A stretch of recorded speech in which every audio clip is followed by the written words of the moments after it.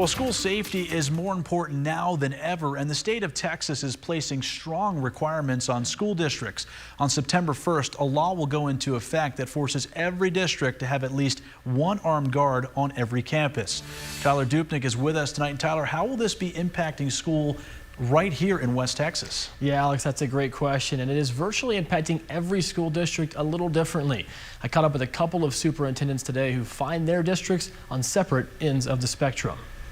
Ector County ISD has 45 schools, but currently just 30 police officers. We will not meet those numbers. While every high school and middle school currently has at least one officer, the elementary schools are a different story. It's a significant investment, and yet we were only provided $15,000 per school to make that happen. And that $15,000 for ECISD is about $650,000, but yet the cost of these additional officers will be well over $4 million for our school district. For ECISD Superintendent Dr. Scott Murray, his district faces another issue. In addition to the money, it is also finding the personnel.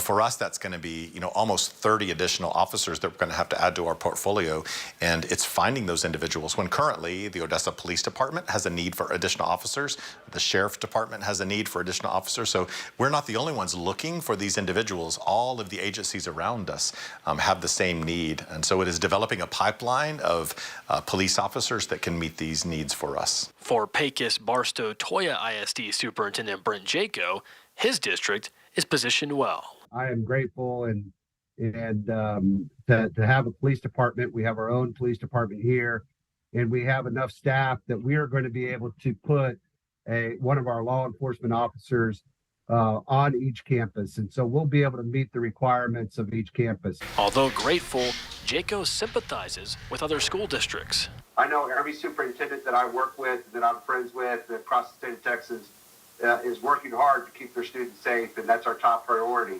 everywhere we go. But, money is needed to make some of these changes and decisions. As September 1st nears, additional school safety needs additional funding.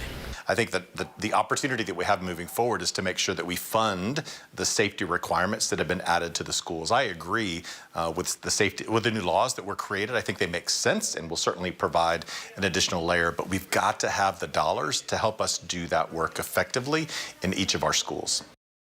Dr. Murray told me that on September 1st, they will let the state know that they could not be in compliance, and from there they will work with the state on how to move forward. I also spoke with a Midland ISD representative who told me they are actively working to expand their police department in order to arm their elementary schools and meet the state requirements. Alex.